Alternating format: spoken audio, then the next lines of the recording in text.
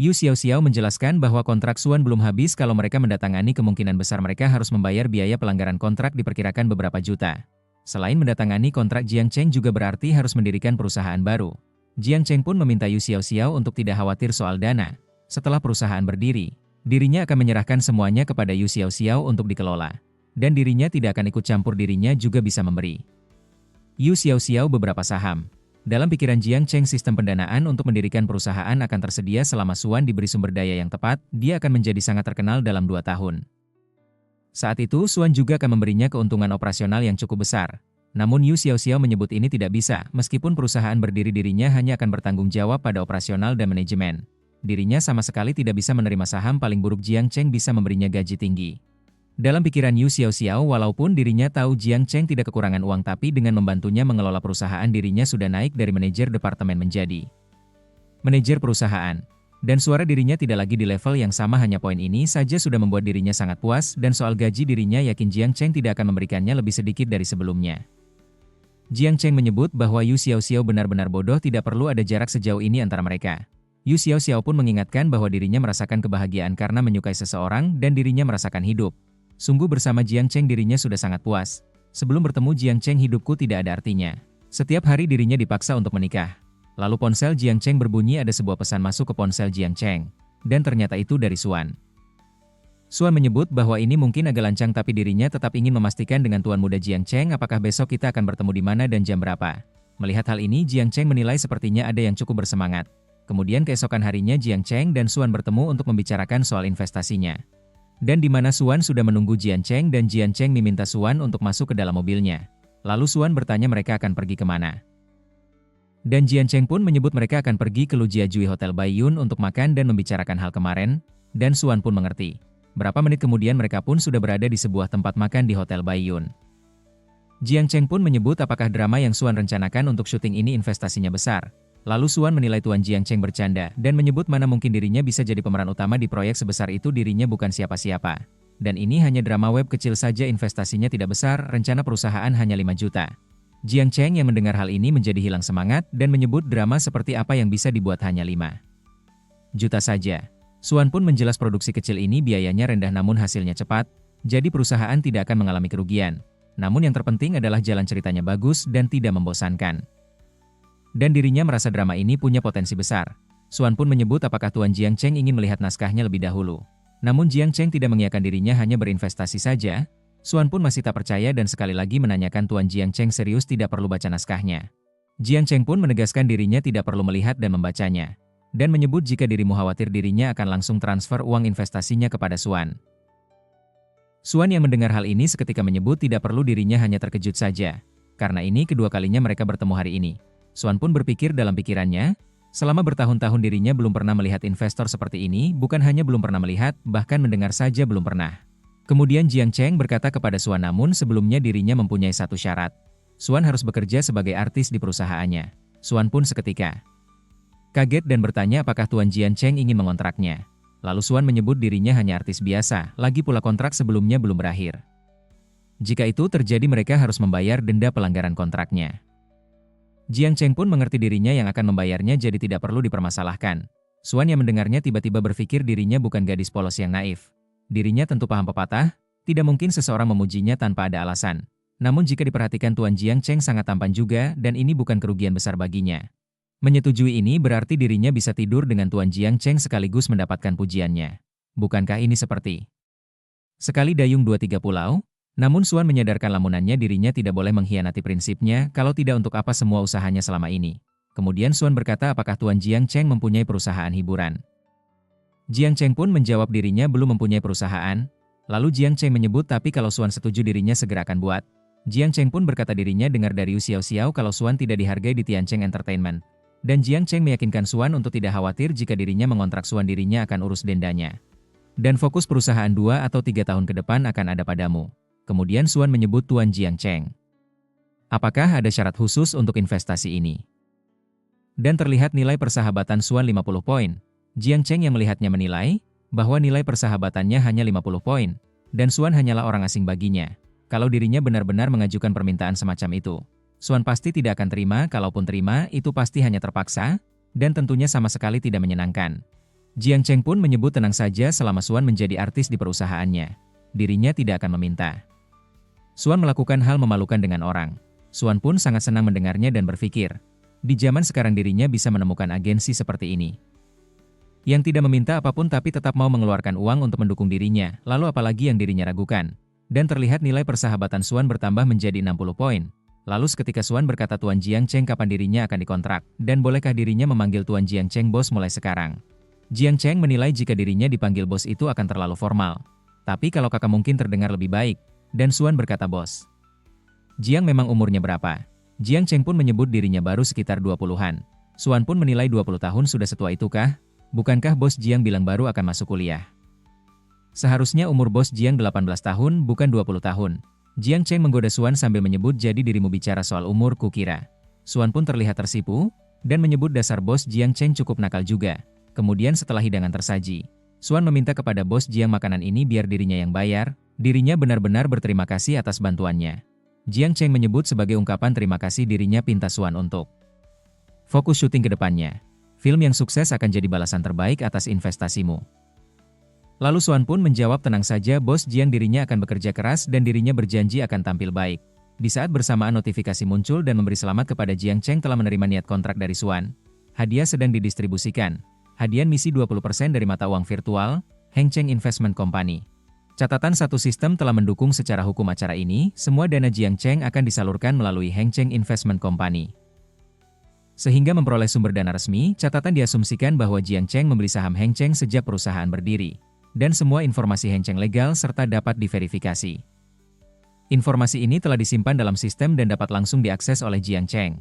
Pengingat khusus Jiang Cheng dapat melakukan inspeksi di kantor pusat Heng Cheng untuk mendapatkan hadiah khusus. Lalu Jiang Cheng yang melihat notifikasi, menilai bahwa sistem ini benar-benar luar biasa sekarang dirinya bisa menjelaskan kepada semua orang terutama orang tuanya. Bagaimana dirinya jadi kaya, hadiah yang kudapatkan ini mungkin yang paling berharga sejauh ini. Kemudian, Jiang Cheng mencoba mensinkronkan informasi ini kepada orang tuanya agar mereka bisa menerima kenyataan bahwa anaknya mendadak kaya. Jadi dirinya tidak perlu menjelaskan panjang lebar saat pulang. Saat bersamaan Jiang Cheng mendapatkan panggilan telepon yang ternyata itu dari ayah Jiang Cheng. Ayahnya berkata pandangan investasi Jiang Cheng sangat bagus. Dan ayahnya pun menyebut Mun Cheng Investment bisa berkembang jadi perusahaan besar dalam waktu sesingkat ini, dirimu pasti untung besarkan. Jiang Cheng pun menyebut dirinya mungkin hanya mendapatkan 600.000 per bulan, namun dirinya sendiri tak menyangka.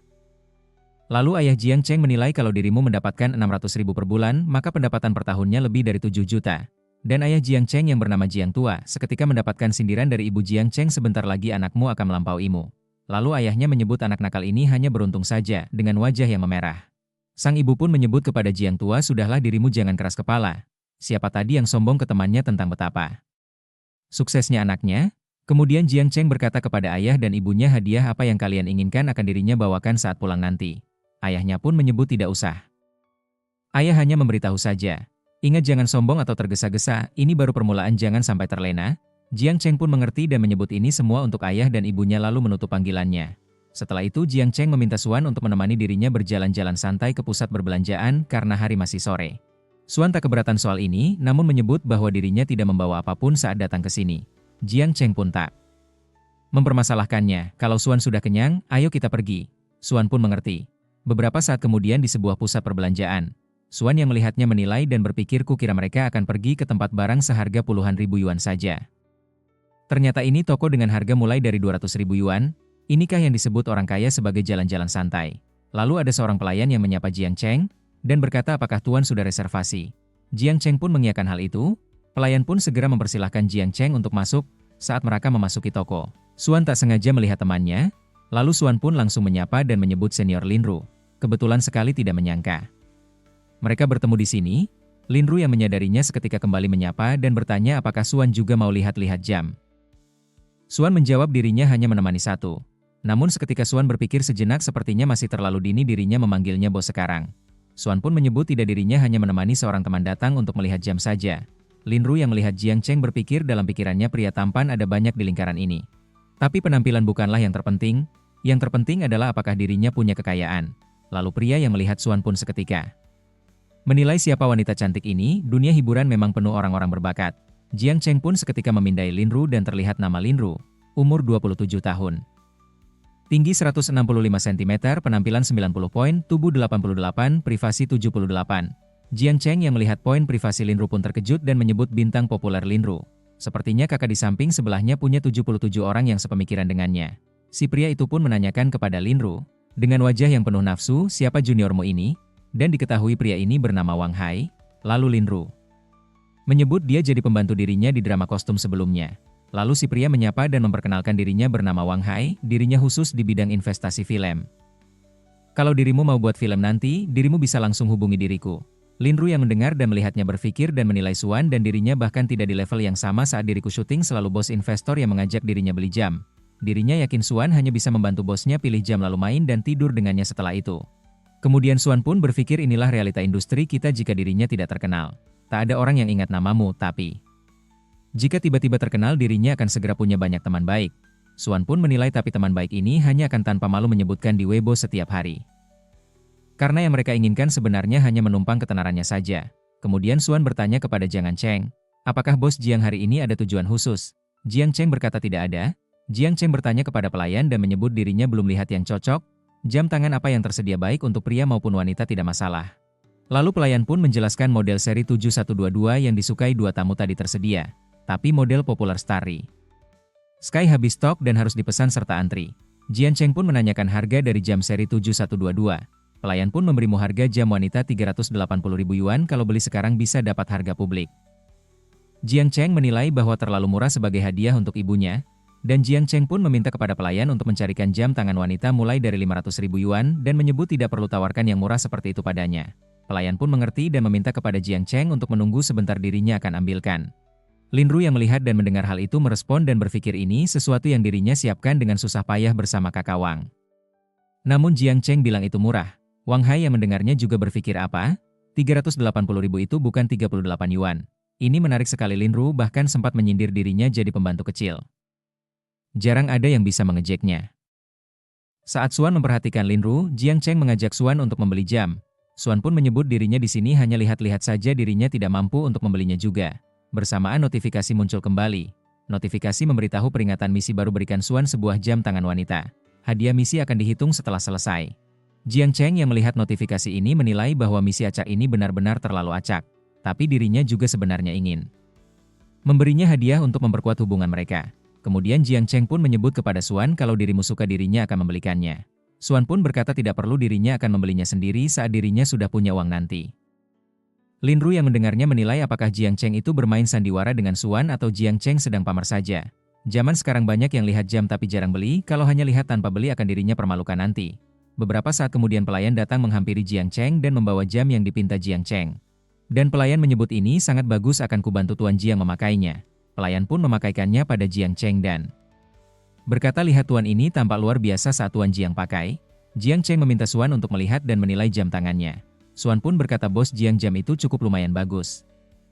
Tapi terlihat longgar, biar dirinya kencangkan lebih dahulu. Jiang Cheng pun menyebut lebih baik kencang karena dirinya suka yang lebih kencang sambil menggoda Suan. Suan yang mendengarnya berpikir apa yang bos Jiang katakan barusan terdengar sedikit aneh. Bos Jiang baru 18 tahun, apa dirinya terlalu berpikir berlebihan? Dirinya baru bersamanya setengah hari dan bos Jiang sudah 2 kali menggodanya. Dan terlihat nilai persahabatannya bertambah dari 60 jadi 70 poin. Jiang Cheng yang menyadarinya terkejut dan menilai kenapa tiba-tiba nilai keramahannya meningkat. Kemudian Jiang Cheng meminta kepada pelayan tolong bungkuskan keduanya untukku. Pelayan yang mendengarnya pun terkejut dan tak menyangka dan menanyakannya kembali, Tuan Jiang, maksud Anda keduanya? Wang Hai yang melihatnya seketika ikut terkejut dan berpikir dalam pikirannya 2 atau 3 juta untuk kedua model. Dan Jiang Cheng langsung membelinya. Dan menyebut apakah Jiang Cheng sekaya itu? Linru pun ikut tercengang dengan wajah yang kesal dan menyebut ini sungguhan atau hanya berpura-pura agar terlihat keren saja. Dan untuk cerita selanjutnya di part berikutnya. Sampai jumpa dan terima kasih.